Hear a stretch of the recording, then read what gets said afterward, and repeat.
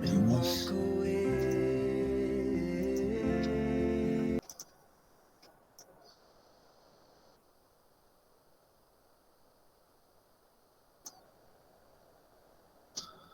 Muy bien, ya pueden ver la presentación, ¿verdad?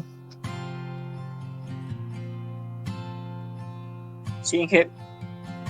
Sí, Inge. Muy bien. Excelente. Bien, entonces, a ver, retomando lo que habíamos iniciado el día de ayer, pues era justo hablar de las fases del suelo, las 3 fases del suelo, y a partir de aquello habíamos dicho que podríamos nosotros estudiar al suelo en términos de cuánto volumen ocupa una cierta porción de material y cuánto representa eso en peso también, ¿no? En masa o peso a la vez. Entonces, y a partir de eso veíamos que el peso total, por ejemplo, se subdividía en el peso de los sólidos y el peso del agua. El volumen total también se subdividía en el volumen de los sólidos y el volumen de vacíos. A partir de aquello habíamos dicho, pues podemos empezar a definir ciertas propiedades del suelo, ¿no ven? Y lo primero que habíamos visto era justamente qué propiedades pues, existen que estén asociadas a las relaciones de volumen, ¿no? O a las medidas de volumen. Y entre estos habíamos indicado, pues, inicialmente al índice de vacíos, ya con su ecuación definida por acá, luego la porosidad, que era también algo muy parecido al índice de vacíos, si miramos las ecuaciones, solamente cambia acá, esto está en relación al volumen total, y este en relación al volumen de los sólidos, nada más. Después era muy parecido, es más, habíamos hecho algo de álgebra por acá para poder eh, encontrar otra ecuación, ¿verdad? Que esté ya en términos simplemente del índice de vacíos y la porosidad, ¿no es cierto? Entonces eso habíamos hecho el día de ayer y pues finalmente habíamos hablado de otras de las propiedades importantes como lo es el grado de saturación, ¿no? El grado de saturación, pues decíamos que era muy importante porque nos indicaba ya si el suelo se encontraba en una situación saturada o en una situación húmeda o en una situación seco, ¿verdad? Al final habíamos hecho un pequeño análisis al respecto en términos de el grado de saturación. Bien, entonces anotémonos esas 3 propiedades de los suelos que están asociadas a las relaciones de volumen: índice de vacíos, porosidad y grado de saturación. ¿Qué nos falta? Pues nos falta ver las relaciones de peso. Ya las relaciones de peso, entonces están pues definidas de la siguiente manera. Ya vamos a ver la primera relación de peso que recibe el nombre de contenido de humedad. Ya el contenido de humedad se la denota con una letra W minúscula, ya W minúscula, y además este es medido también en porcentaje, es una medida de porcentaje. ¿Cómo la definimos a la humedad? Pues dice el contenido de humedad se define como la relación de la masa de agua en la muestra y la masa correspondiente a los sólidos, ¿no? Y la ecuación en realidad que la define es esta de acá. El contenido de humedad es igual a la masa del agua ¿verdad? Dividido entre la masa de los sólidos. Para que esto sea porcentaje, pues entonces debemos multiplicarlo por 100, ¿ya? De hecho, acá debo tal vez complementar algo.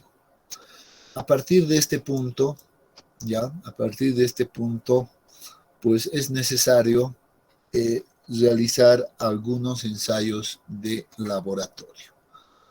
Y aquí empieza, por ejemplo, en realidad el contenido de humedad es uno de los ensayos de laboratorio que deberíamos conocer, ¿ya?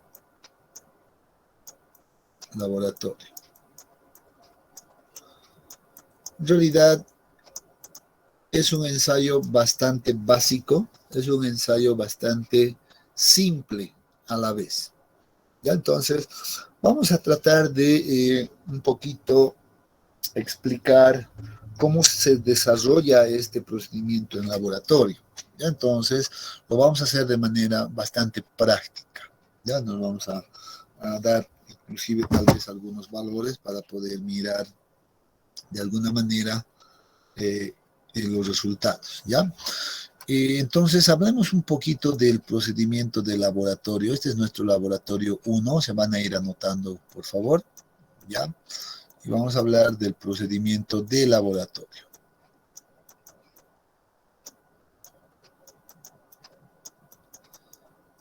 Para esto se requiere ciertos equipos, ¿ya? Entonces, para realizar este ensayo se requiere ciertos equipos mínimos de laboratorio, ¿ya?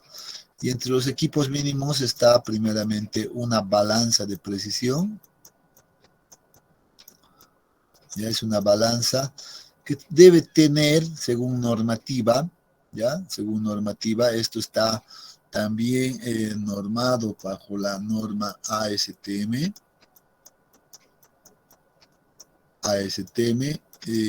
de 422. Ese es el código de la norma ASTM de contenido de humedad. Y la norma nos dice debes tener una balanza que tenga una precisión de 0.01 gramos. Esa es la precisión que nos exige la normativa. Bueno, debo tener un horno de secado de laboratorio, ¿ya? No es un horno de cocina cualquiera. Es un horno de laboratorio que además pueda mantener una temperatura en grados centígrados de 110 más menos 5 grados centígrados. Esa condición debe cumplir el horno de laboratorio para poder determinar este ensayo.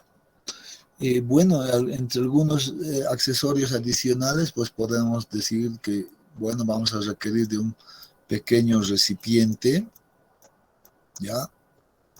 Recipiente de laboratorio que en algunos casos, inclusive utilizan algunos platos, esos puede ser platos de aluminio o esos platos, ay, no sé qué es ese material, se me ha ido.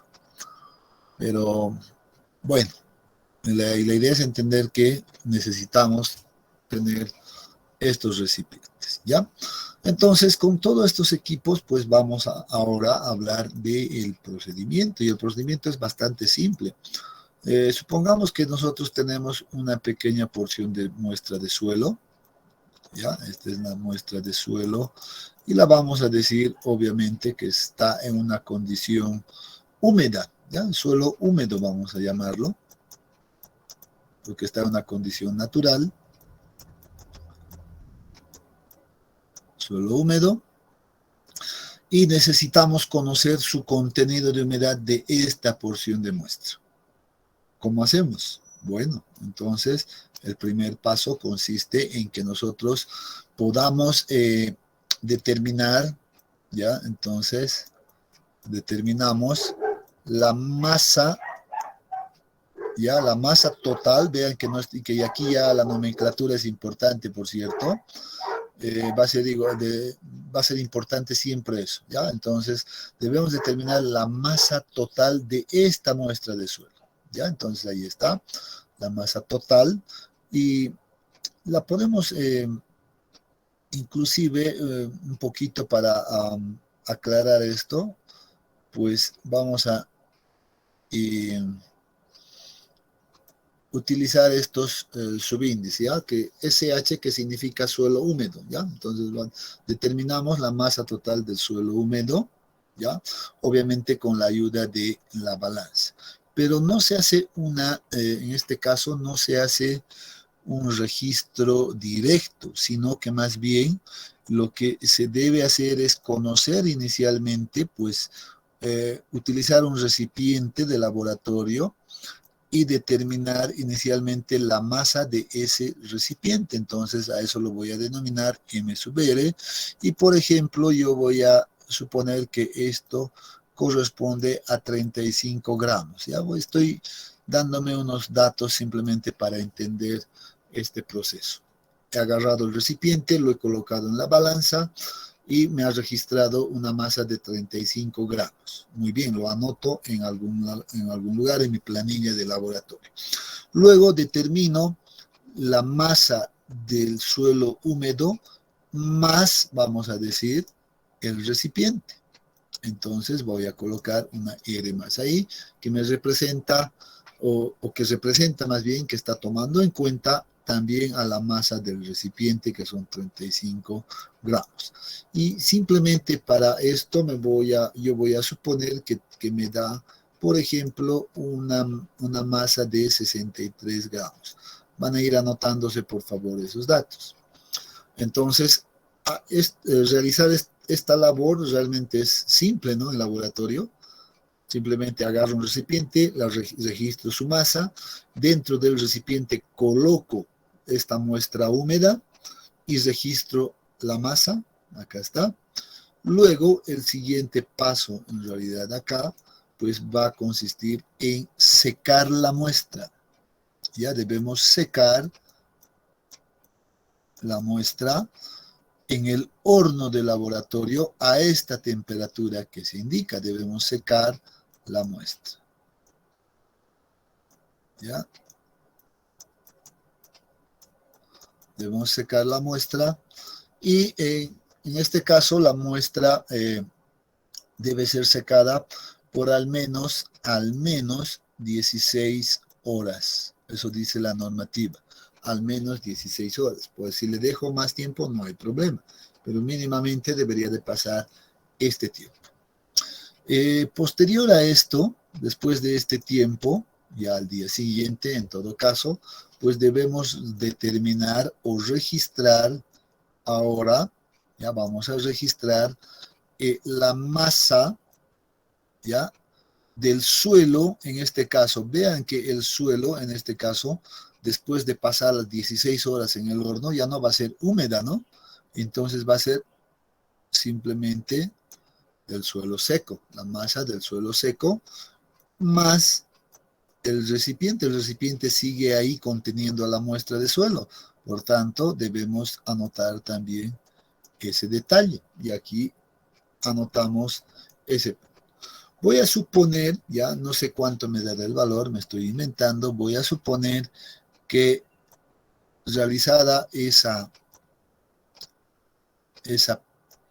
actividad va a registrar 56 gramos, ¿ya? Entonces representa 56 gramos. Entonces, una vez que he determinado la masa del suelo seco más el recipiente, pues acá concluye con, en realidad, el procedimiento de laboratorio. Ahí vean que simplemente son 3 pasos que se deben realizar en laboratorio para poder determinar el contenido de humedad. Es así de simple, jóvenes, ¿no? Es así de simple. Entonces, con estos datos ahora, yo lo único que debería hacer es aplicar esta ecuación para encontrar, pues, el contenido de humedad a la cual se encuentra esa muestra. Veo, por ejemplo, acá que necesito conocer la masa del agua. Y ahora, pues, mirando estos datos que tengo, seguro que puedo encontrar esa masa del agua, ¿verdad? A ver, ¿quién me dice cómo determino esa masa del agua? ¿Cuánto sería?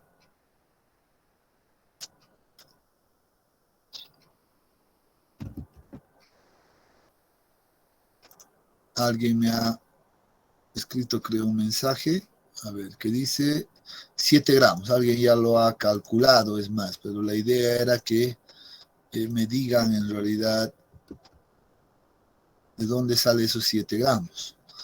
Obviamente va a salir de la diferencia que hagamos de este valor, ¿no? De la masa del suelo húmedo más el recipiente menos la masa del suelo seco, ¿verdad? Más el recipiente, ¿ya? Más el recipiente. Y si reemplazo los valores, pues voy a tener 63 acá, menos, ¿cuánto es esto? 56 había dicho. Y eso nos da justamente, 4 y 7 gramos. Excelente. ¿No? De ahí viene la respuesta de los 7 gramos. Entonces ya hemos determinado la masa del agua, por tanto este dato ya es conocido. Debo determinar ahora la masa de los sólidos, ¿no? La masa seca. ¿Cómo determino la masa seca? Pues seguramente partiré de esto. Va a ser igual a la masa del suelo seco más el recipiente. Y a esto debo restarle, ¿qué cosa? La masa del recipiente. Y si reemplazo estos valores, me da, ¿cuánto? 56 menos 35. Y esto me da, ¿cuánto?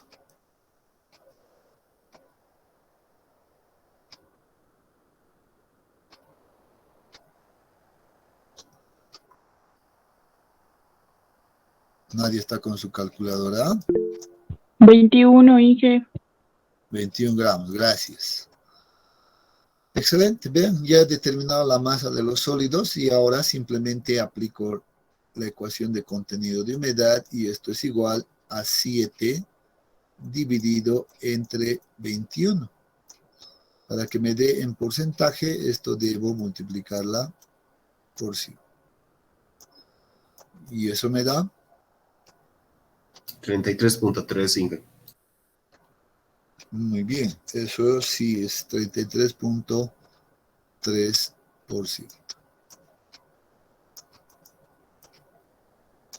En realidad 33, ¿no?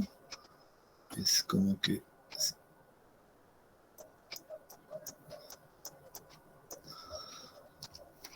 Muy bien.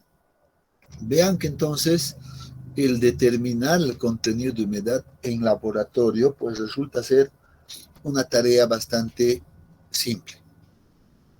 Pero es importante, les digo, es importante que sepamos calcular el contenido de humedad porque lo vamos a utilizar en todo momento.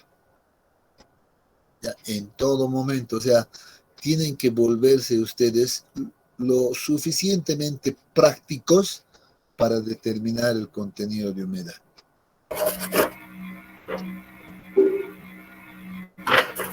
¿Alguien quiere decir algo? ¿Alguien? Creo que está con el micrófono encendido. Enrique. Ahí está. Ahí. Creo que ha sido simplemente un error. Ya entonces les decía, es sumamente importante. Si va a haber algún estudiante que no sepa calcular el contenido de humedad, pues considérese que no merece aprobar la materia. Así de simple. Ya, así de importante es. ¿Ya? ¿Está quedando claro ese mensaje?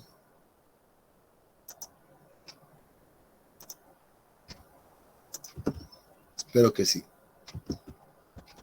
Espero que sí. Ya, entonces es muy importante. Vean entonces que el procedimiento es bastante simple y así lo vamos a trabajar de aquí en adelante. Ya, entonces voy a borrar esto. Y vamos a continuar ahora viendo, pues, otro, en este caso, otra de las propiedades que están asociadas a las relaciones de peso. Y esta es el peso unitario. Seguro que todos ya conocen a esta propiedad, el peso unitario de cualquier material. El concepto va a ser siempre el mismo. Masa sobre volumen o peso sobre volumen, ¿verdad? Es la relación del peso del suelo por unidad de volumen. Entonces, este concepto ya lo repetimos, ¿no? Este valor, dice, depende del contenido de agua, de agua del suelo. Ajá, aquí viene una diferenciación. ¿Ya? En materiales homogéneos, pues eso es simple, ¿no? Sin embargo, en suelos, al ser el suelo un material heterogéneo que está compuesto por tres fases, pues sabemos que el suelo puede estar como una condición saturada, húmeda o seca. Entonces el peso unitario también se va a asociar a cada una de estas condiciones. Por tanto, vamos a decir, ajá, la variación del peso unitario nos genera tres diferentes pesos unitarios también. Una condición húmeda, peso unitario húmedo. Noten, fíjense bien la nomenclatura que vamos a utilizar. Ya no voy a repetir esto. El peso unitario seco, miren qué nomenclatura está utilizando para definir al peso unitario seco. Peso unitario saturado, ¿ya? También qué nomenclatura estamos utilizando, ¿no es cierto? Entonces hay que estar atentos a la nomenclatura sobre todo. Si no tienen ningún subíndice, entonces estamos hablando del peso unitario húmedo. Si tiene un subíndice sub D, gamma sub D, entonces estamos hablando del peso unitario seco. Y vean que esta definición nos dice, claro, este es igual al peso de los sólidos dividido entre el volumen total. Este peso de los sólidos también puede ser considerado como el peso del suelo seco, ¿no? No se olviden que el peso del aire es igual a cero. Entonces, puede ser igual considerado como el peso del suelo seco. El peso unitario saturado, pues, es una ecuación muy parecida a esta, con la diferencia de que en esta condición, pues, todos los vacíos están siendo ocupados por el agua, ¿no? Entonces hay que tener mucho cuidado. La diferencia entre este y esta ecuación, si bien parecen iguales, pues es la condición en la cual se encuentran. Si yo tengo mi elemento acá, mi modelo, en esta condición solamente voy a tener dos fases, sólido y líquido, ¿no? En esta otra condición, pues voy a tener más bien las tres fases, ¿no? Va a ser la fase sólida, la fase líquida y la fase gaseosa. Esa es la diferencia.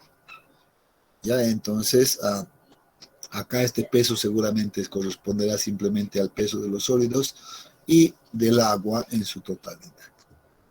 Bueno, vemos que en realidad el peso unitario pues es una ecuación ya conocida para nosotros, ¿ya? Sin embargo, en mecánica de suelos pues tenemos un segundo laboratorio, ¿no? Entonces, este en realidad corresponde a un laboratorio número 2, ¿ya? El laboratorio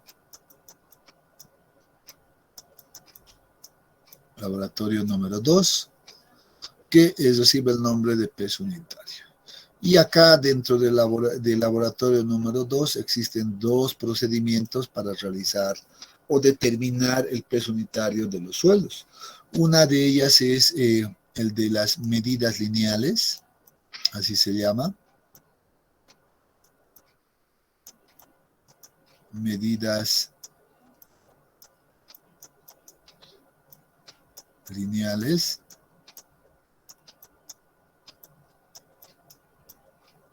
Y en realidad esto consiste en que nosotros pues podamos tener muestras de suelo con dimensiones bastante controladas, como por ejemplo puede ser un cilindro de este tipo, donde yo conozca la altura del cilindro y el diámetro de este cilindro. Entonces en laboratorio yo lo que hago es simplemente tomar varias medidas de la altura en distintos lugares, sacar el promedio y tener un valor de H representativo. Lo mismo hago con el diámetro, puedo tomar medidas en distintos lugares y sacar un promedio y tener el valor representativo. Y a partir de esto, pues yo determino pues el volumen, ¿no? Conociendo el diámetro y la altura, puedo determinar el volumen de este elemento y asimismo con una balanza de laboratorio puedo encontrar también la masa que este elemento pues representa. Entonces de ahí puedo definir fácilmente la ecuación de, si quieren por acá, que de la densidad es igual a la masa sobre volumen, ¿no? Entonces ya tenemos la densidad y conocida la densidad, pues puedo encontrar, por ejemplo, aquí ya el peso unitario. El peso unitario no va a ser más que, en este caso, la multiplicación de la densidad de ese material multiplicado por la aceleración de la gravedad, ¿no? Entonces, esto también ya son ecuaciones bastante básicas para nosotros, por tanto, la podemos utilizar en este laboratorio número 2, que corresponde al peso unitario mediante el método de medidas lineales. ¿Ya? Hay un segundo método de determinar en realidad esta densidad, la densidad de los suelos en laboratorio, que corresponde en realidad al método de la parafina, ¿ya? O método de la cera, que también lo llaman, ¿ya? Parafina. ¿En qué consiste este método? Pues voy a tratar de utilizar este pequeño espacio de acá, ¿ya? Consiste en que yo tenga, por ejemplo, un pequeño elemento de distinta forma, no sé, irregular, un pequeño elemento de suelo, ya un terrón, por así decirlo. Entonces yo pueda controlar inicialmente la masa de aquello, siempre la masa es importante, pero una vez que tenga esta forma, por ejemplo, mi material, ya he controlado una masa inicial, ¿no? Yo la protejo a esta mi muestra con cera, ¿ya? O con parafina, que también se le llama. La protejo de esta manera. ¿Cuál es el procedimiento que se hace en laboratorio? Pues por lo general agarramos una cierta cantidad de las velas que todos seguramente conocen, ¿ya? Las colocamos en un recipiente y la ponemos al juego. Entonces, la vela, ¿qué pasa con la vela? Pues se derrite, se vuelve, toma un estado líquido, ¿verdad? A una cierta temperatura alta. Y una vez que está ya en estado líquido, lo que nosotros hacemos es simplemente colocar la muestra de suelo en ese recipiente con la cera, y lo que hace la cera es pegarse y plastificar, en otras palabras, pues a toda la muestra, ¿no? Entonces ahí lo va protegiendo, se genera como una capa protectora de cera. Y una vez que generamos aquello, volvemos a medir, esta es una masa 1, volvemos a medir una masa 2, ya, pero la masa 2 que considera a la cera, porque también hay que controlar qué cantidad de cera se está utilizando en el ensayo. Luego, en lo que consiste este ensayo, ya, consiste es en que tenemos un recipiente mucho más grande, ya, en el cual pues colocamos una cierta cantidad de agua, ya que colocamos hasta un cierto nivel, una cierta cantidad de agua controlado, y introducimos esta muestra en el recipiente. ¿Qué va a ocurrir con el agua que estaba inicialmente acá? Cuando la muestra ingrese acá, ya, cuando la muestra ingrese, el agua sube, ¿no? El agua sube hasta otro nivel, no sé, dependiendo del volumen de esto, pues el agua va a subir y lo que se genera es un incremento de volumen, ¿no? Es un incremento de volumen que se genera. Entonces, todos recordarán que estamos acá en este punto bajo el principio de Arquímedes, ¿no? Entonces, el principio de Arquímedes nos decía que si que yo puedo determinar el volumen en realidad de este elemento, pues igualando o conociendo este volumen desplazado que ocurre por aquí, que se va a generar, ¿no? Entonces se utiliza ese principio de Arquímedes y a partir de aquello pues encontramos el volumen del suelo, ¿ya? De hecho que un dato importante que se requiere para este ensayo es conocer, por ejemplo, la densidad de la parafina o la densidad de la cera, porque también debemos hacer la diferencia del volumen que está representando la cera, ¿no? Porque aquí vamos a determinar este volumen desplazado va a ser igual al volumen que ocupa el suelo más el volumen que representa la cera. Entonces, para aquello debemos conocer también esta densidad. Y eso es conocido. La masa de la cera, entonces, dividido entre el volumen que ocupa la cera. Entonces, este es un dato conocido, este es un dato conocido, y este valor puede ser despejado de esa ecuación, por tanto, ya es un dato conocido. Bien, entonces yo les voy a pedir, ya me hubiera gustado tal vez inclusive hacerlo con algún valor numérico, pero seguro nos tomaría mucho tiempo. Yo les voy a pedir a ustedes ya que pues hagan lectura ya del procedimiento del ensayo de peso unitario. Entonces, es su deber de ustedes, es su responsabilidad, ¿ya?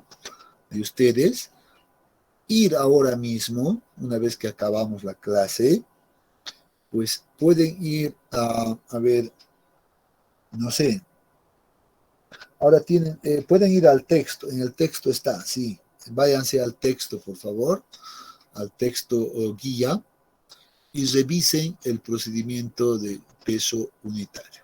Ahí está ese procedimiento. Y si alguien quiere verlo en laboratorio con un video, pues váyase a YouTube, ¿ya? Y busque peso unitario, determinación del peso unitario de suelos. Le va a salir un montón de videos, un montón de alternativas para que ustedes puedan ver cómo se hace en laboratorio e inclusive cómo se hacen los cálculos, estos que yo he explicado de manera bastante general, ¿no? Entonces, yo les voy a pedir que hagan esa revisión para complementar un poco este laboratorio número 2, ¿ya? Bien, bueno, una vez que conocemos aquello, nuevamente el peso unitario determinar es fácil, ya sea en esta condición, en esta otra, etcétera, seguramente que va a ser simple. Otro valor que es importante, ¿ya? Conocer es este concepto de peso unitario sumergido. ¿Ya? Entonces, nuevamente, aquí el principio es Arquímedes nuevamente, ya que supone, dice en este caso, considerar un suelo que esté saturado, ¿ya? Y además este suelo saturado se encuentra sumergido en agua. Entonces, ya no vamos a hacer la explicación de dónde viene esto, ¿ya?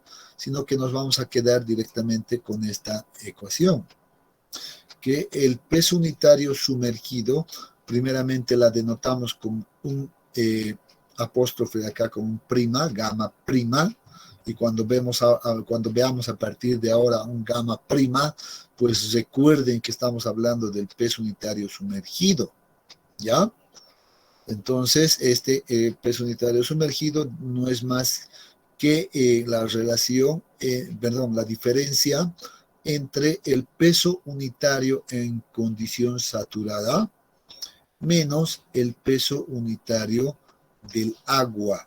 Y aquí estamos introduciendo un nuevo valor de peso unitario. Ya entonces voy a aquí voy a aprovechar y voy a describir algo.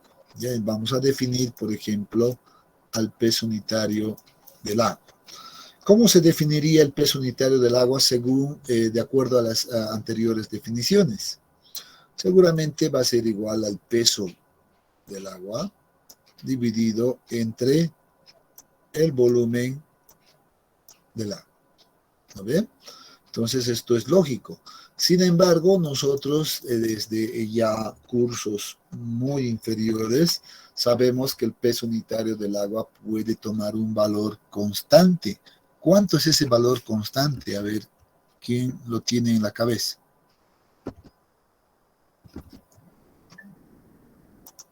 9,81. 9,81, correcto. Ese es el valor, pero ¿qué unidad es? Ajá.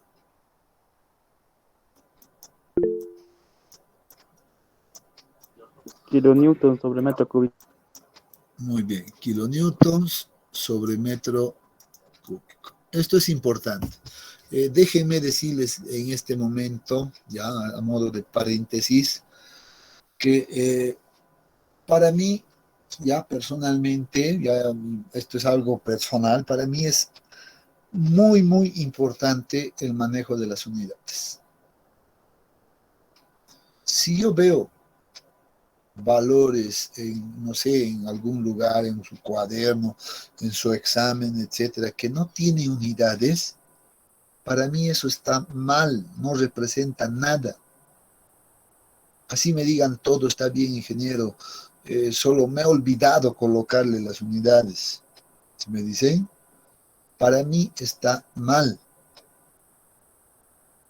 Ya, entonces, ¿por qué? Digo yo, ¿por qué para mí está mal? Porque yo pienso que estamos en una facultad de ingeniería y la facultad de ingeniería pues se caracteriza por manejar unidades, pero, o sea, ese dominio de unidades nosotros tenemos, ¿no? En una facultad de ingeniería, medimos cualquier cosa, ponemos unidades.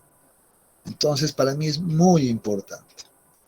Si alguien se olvida, pues yo lo voy a lamentar mucho. Ya lo estoy diciendo siempre. Ya las unidades son importantes. Bien, bueno, entonces nosotros también ahora nos quedamos con este valor, 9,81. Ya nos vamos a quedar con ese valor, vamos a adoptar este valor. Si bien la definición puede ser descrita de esta manera, pues este valor es un valor conocido para nosotros. Sin embargo, voy a aprovechar también en este punto, pues, qué pasa, por ejemplo, si yo quiero conocer solamente el peso unitario de los sólidos. ¿Qué pasará? Por cierto, hay una gran diferencia entre esto, ¿no? Muchos confunden a veces esto, piensan que es igual a esto. A ver, ¿quién me dice la diferencia?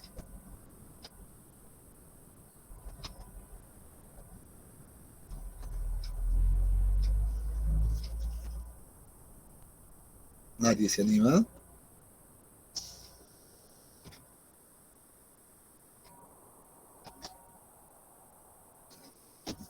¿Nadie sabe cuál es la diferencia? A ver, voy a hacer preguntas. Que en uno se utiliza el volumen total y en el otro solamente el volumen de los sólidos. Ajá, ajá. Creo que no es esa la respuesta, pero... Que uno es estado seco y el otro es del sólido. Ajá, exactamente. Ahí está la diferencia, ¿no? Este de acá me representa al peso unitario del suelo en una condición seca, ¿no? En una condición seca. Y tiene por ecuación, ya hemos visto, que este va a ser simplemente al peso de los sólidos dividido entre el volumen total, ¿no es cierto? Esa es la ecuación. Esta de acá, ese es un peso, este peso unitario solo representa a los sólidos, solo a los sólidos, por cierto. Entonces la ecuación de esta es igual a, bueno, la voy a escribir acá, va a ser igual al peso de los sólidos dividido entre el volumen de los sólidos, ¿no? Entonces, ahí está la diferencia. No son iguales, no pueden ser iguales, ¿no? Parecen, pero no son iguales. Mucho cuidado. Entonces, eso también es una ecuación que nos va a ser útil en algún momento. ¿Ya? Entonces, vean que hemos definido en realidad varios pesos unitarios, ¿no? Peso unitario húmedo, peso unitario saturado, peso unitario seco, peso unitario sumergido. Estamos aclarando ahora el peso unitario del agua, peso unitario de los sólidos también. Entonces, varios pesos unitarios. ¿Ya? Entonces, pero también podemos hablar en términos de densidades, sí, también. Podemos hablar en términos de la densidad del agua, sí. ¿Podemos hablar en términos de la densidad de los sólidos? Sí. ¿Podemos hablar en términos de densidad seca? Sí. ¿Podemos hablar en términos de la densidad húmeda? Sí. ¿Podemos hablar en términos de la densidad saturada? Sí. ¿No es cierto? Ya hemos visto cuál es la única diferencia. Entonces, podemos trabajar también en ese sentido. Entonces, alguien me dirá, entonces, ¿puedo trabajar en términos de por ejemplo, la densidad sumergida? Seguro que sí, debería de ser igual a la densidad en una condición saturada menos la densidad del agua, ¿no? Entonces sí, podría trabajar también. A veces inclusive, es más, yo digo, que para efectos prácticos es más conveniente trabajar en términos de densidades. ¿Por qué? Porque en laboratorio nosotros siempre estamos midiendo la masa, no medimos el peso, ¿no? Medimos la masa. En las balanzas nos dan masa en unidades de gramos, ¿no? Entonces, hay que tenerlo presente. Lo que sí hay que tener cuidado es llevarlo de densidad a peso unitario. Ahí hay que tener mucho cuidado. A veces yo, por lo general, he visto que siempre cometen errores ahí en esa transformación de densidad a peso unitario. ¿Ya? Entonces, simplemente esa recomendación lo hago ahora. Bien, hecho esto, pues hemos terminado de hablar de lo que es el peso unitario y deberíamos ahora hablar de lo que es la última propiedad asociada a las relaciones de peso. ¿Cuál es esta última propiedad? Gravedad específica de los sólidos. Nuevamente, esta gravedad específica de los sólidos representa otro ensayo de laboratorio. ¿Ya?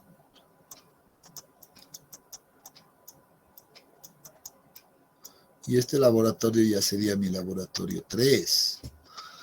¿Recuerdan cuando habíamos hecho la introducción el primer día de clases? No sé si, no, el primero, no, creo que era el segundo día de clase, cuando hicimos la introducción a la ingeniería geotécnica. Yo les dije algo. Mecánica de suelos 1, pues, contempla mucho contenido teórico, pero también muchos laboratorios, muchos ensayos en laboratorio. Les dije, ¿no ven? El segundo día, creo, si no me equivoco, ya les advertí al respecto. Inclusive habíamos hablado, sería interesante que vayan al laboratorio y vean cómo se realiza el ensayo, etc. ¿No? Pero lamentablemente por el número de estudiantes que son actualmente, eso resulta muy difícil. ¿Ya? Entonces resulta muy complejo llevarles al laboratorio. Pero, bueno, a diferencia de los tiempos antiguos a los tiempos actuales, pues tenemos una gran herramienta poderosa, ¿no? Que es el famoso YouTube,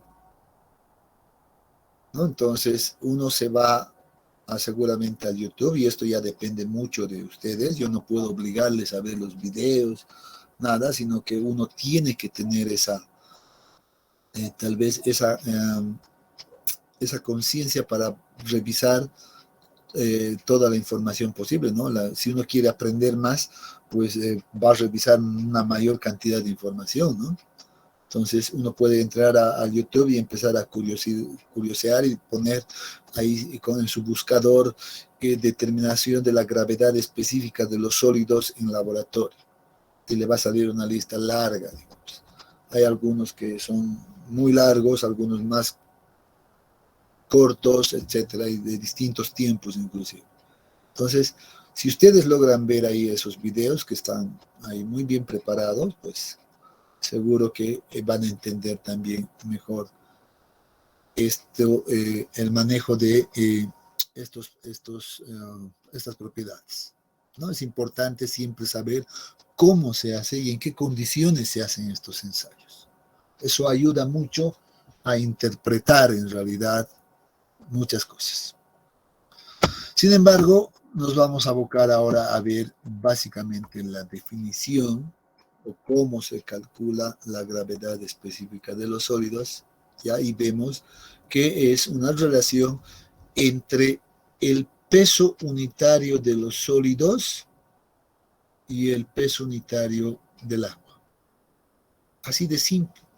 Como ya hemos definido todos los pesos unitarios nosotros, vean, sólidos y agua también lo hemos definido hace un momento, entonces simplemente hago esa división entre el peso unitario de los sólidos y el peso unitario del agua, y seguramente esto es fácil de calcular. Y así lo tenemos a la gravedad específica de los sólidos. Mucho ojo, nomenclatura, eso sí, ¿no? Mucho ojo con la nomenclatura. Entonces, bien, entonces vamos a anotarnos esta ecuación también, la vamos a tener presente para poder utilizar, pues, más adelante en la aplicación práctica. Hasta acá, lo que hemos hecho es definir tanto las relaciones de peso, las relaciones de volumen. Por tanto, a partir de eso hemos generado varias propiedades del suelo. Verán, todo lo que hemos definido ahora son las propiedades del suelo, que son propiedades que deben ser conocidas. ¿Podemos conocer? Sí, estamos viendo que sí pueden ser conocidas con algunos ensayos de laboratorio que son relativamente fáciles de realizar. Entonces, ¿por qué realizamos esto? Porque necesitamos conocer la mayor cantidad de información posible de nuestro suelo. Por eso hacemos esto, ¿no? Ahora, lo que vamos a ver es unas tablas, ¿ya?, de referencia. ¿Ya? Hay que decirlo así. Las tablas que vamos a encontrar, esto es extraído de otro documento, por cierto. Ustedes tienen sus propias tablas en el texto, ya muy similares seguramente entre los rangos y todo aquello. La idea, digamos, es que, por ejemplo, yo no voy a adoptar ningún valor directamente de acá. Lo que sí debo mirar en estas tablas, por ejemplo, ¿ya?, es cuál es el rango. ¿Cuál es ese rango en el cual se mueven, por ejemplo, los valores del peso unitario seco? Debo aclarar acá algo respecto a esta tabla. Esta tabla en realidad es de una bibliografía española, ¿ya? Es de España. Y los españoles, por lo general, y esto a mí un poquito no me deja tranquilo, pero bueno, es la bibliografía que aparece así, ¿no?, escrita. Confunden, desde mi punto de vista, ya desde esto ya algo personal, pues para mí confunden en las definiciones. Tú no puedes hablar de densidad seca y utilizar las unidades. Por eso yo digo, para mí las unidades son importantes. Y hablar de unidades de kilonewton sobre metro cúbico. ¿No ven? ¿Sí o no? A ver, o díganme ustedes si yo estoy equivocado, por ejemplo. ¿Qué unidades debería tener la densidad, por ejemplo?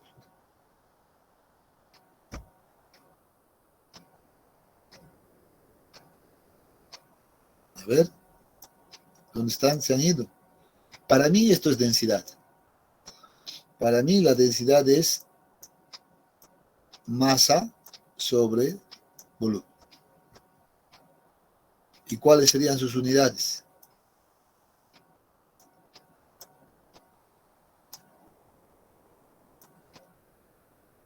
¿Cuáles serían sus unidades? A ver, jóvenes, ¿dónde están? Ya me han abandonado, creo que me han dejado solo. Gramos, milímetros, Inge. Gramos, Kilogramo, metro cúbico. ajá, kilogramos, ajá, gramos, centímetro cúbico, excelente, centímetro cúbico, sí, gramos, centímetro cúbico. Esas deberían de ser las unidades para que yo pueda hablar en términos de densidad. ¿Ya? Es algo que en realidad yo he visto en mucha bibliografía, inclusive en el libro de Das, habla en términos de densidad, creo en algún apartado, recuerdo. Ya entonces, pero para mí no es correcto. Si yo voy a utilizar además la nomenclatura, vean la nomenclatura, gamma sub D. Yo sé que gamma sub D es peso unitario seco. Y las unidades me dicen kilonewtons metro cúbico. Entonces es un peso unitario. Entonces, para mí esto debería de cambiarse por peso unitario seco. ¿No? Ahí está. Lo correcto debería de ser peso unitario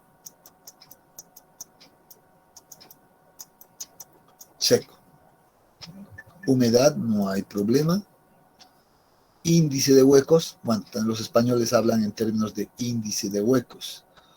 ¿No? Y si hoy día han escuchado la presentación del profesor Arroyo, pues no decía índice de vacíos, ¿no? Decía índice de huecos, ¿no? Entonces, se refería justamente a este valor de índice de vacíos. Bueno, estoy pensando que estoy hablando con los de temas especiales, es que a los de temas especiales yo prácticamente les he hecho la invitación directa para que vayan a las presentaciones que se han realizado el día de hoy organizadas por el Laboratorio de Geotecnia.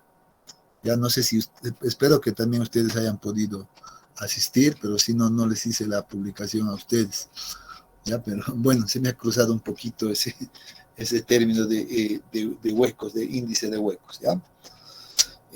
Bien, pero nosotros en nuestro medio estamos acostumbrados a hablar en términos de índice de vacíos. ¿Ya?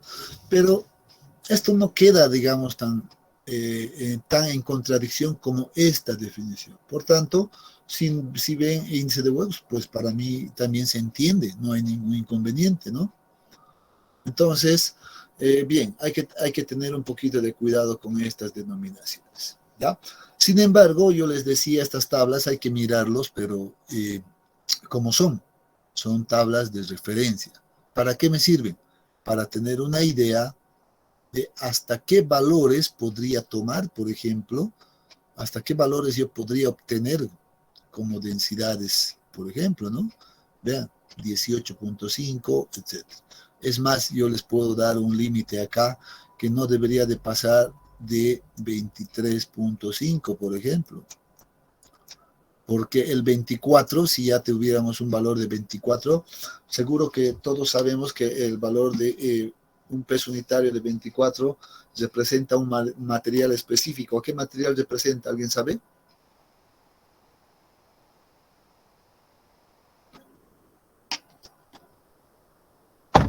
¿Nadie sabe? cuando yo tengo un valor de peso unitario, por ejemplo, de 24 kilonewtons metro cúbico, ¿saben a qué material pertenece? ¿O todavía no saben? El concreto, Inge. Del concreto, en realidad del hormigón armado, ¿no? Entonces, esto es característico en realidad.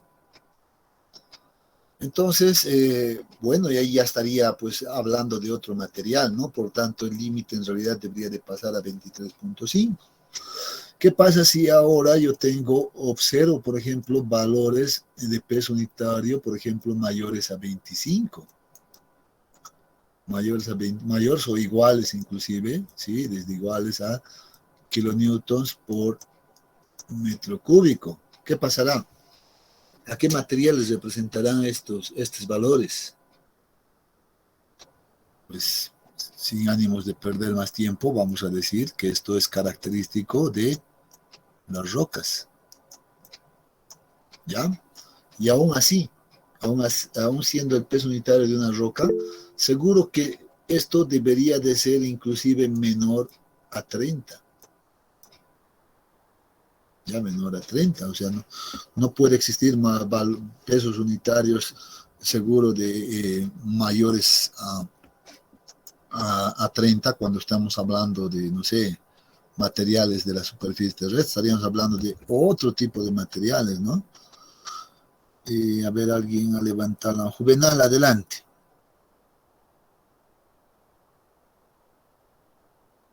Buenas noches, señor. Va a disculpar, por accidente levanté la mano. Ya. No te preocupes. Pensé que querías decir algo o hacer alguna consulta. No te preocupes. ¿Ya? Bien, entonces les decía, ¿no? Es importante saber estos rangos, ¿no? Es importante conocer aquello para ver si mi resultado está adecuado. ¿Ya? Entonces, mucho ojo con esto. ¿Ya? Entonces, por eso recuerdo, si nuevamente les voy a hacer el recuerdo a las primeras clases donde estábamos introduciéndonos a la mecánica de suelos, y yo les decía, uno de los objetivos es de que el estudiante pueda interpretar los resultados que encuentra, ¿no?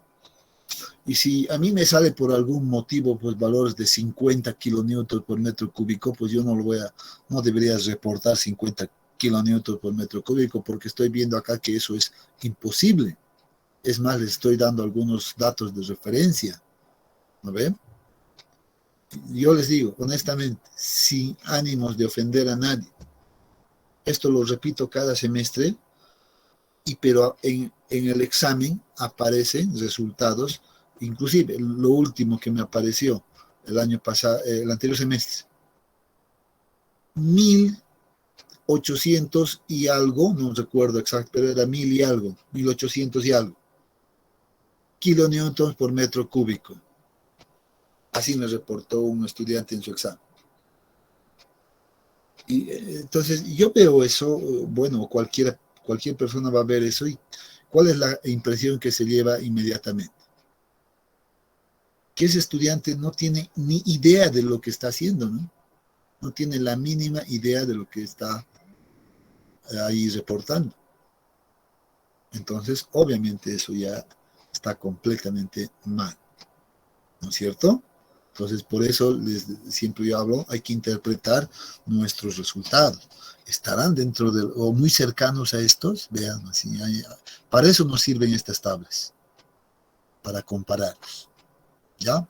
Lo mismo podemos ver en el índice de vacíos, ¿verdad? Valores entre 0,9, miran 0,65, 0,9, 0,55. Esto ya nos tiene que dar una idea, ¿no?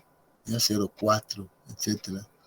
Creo que un límite superior podríamos tomarlo, no sé, un 2 probablemente, considerando que el suelo va a ser muy suelto inclusive, ¿ya? Entonces, pero vean, aquí hay ciertos valores de referencia.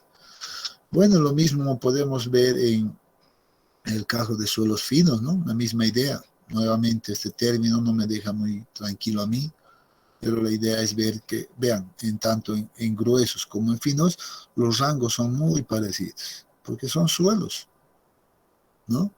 Vean que en finos, vean, esto llega hasta mayor a 1.3, dice, ¿no? Por eso les ponía un rango tal vez mayor, límite de 2. Obviamente no hay un límite específico reportado, pero algo referencial por la experiencia, pues podríamos decir 2.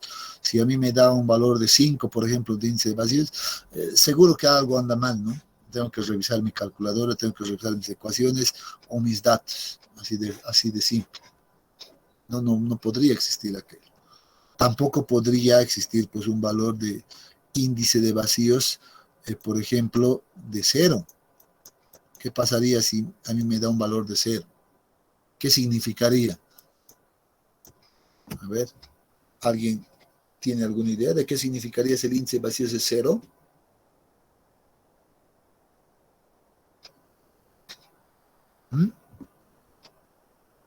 ¿Es un suelo saturado con agua? Exactamente, no existe vacíos, no existe vacíos, esa es la respuesta. Por tanto, si no existe vacíos, pues ya no sería suelo, ¿no?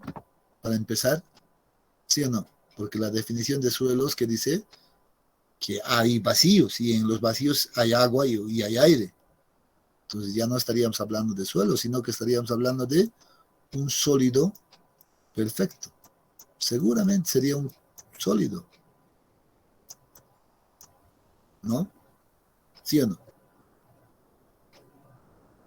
Pues, bueno, son datos que podríamos todavía hablar bastante, pero bien, vamos a quedarnos con esa idea de que las tablas que nos presentan, las bibliografías, los libros, no sé, textos, etcétera, son orientativas, son simplemente de referencia.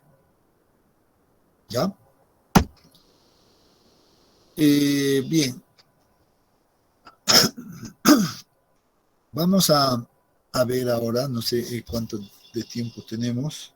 Uy, 35, no, vamos a necesitar un poquito más de tiempo. Por favor, lo vamos a dejar acá por el día de hoy. Mañana vamos a hablar de este modelo, ya que es un modelo bastante interesante, y vamos a desarrollarlo también, este modelo. Entonces, por favor, les voy a pedir que ahora quedemos acá y mañana continuamos a partir de este punto. A no ser que tengan alguna consulta, los escucho.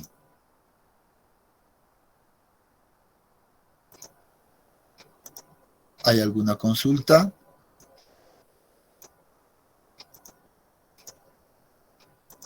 No hay. Bien, antes de irnos, se me olvidaba, les he subido el cronograma de trabajo de este semestre, ¿verdad? Lo he puesto simplemente en el tablón. Ustedes pueden mirarlo ahí, pueden bajarlo ese documento y anotarse las fechas de los exámenes. Ya están definidas, ¿no? Era algo que me faltaba desde la anterior semana, se me estaba pasando, ¿verdad? Entonces, tomen en cuenta esas fechas, por favor, ¿ya? Bien, jóvenes, que tengan muy buenas noches entonces y nos vemos el día de mañana temprano. Hasta mañana.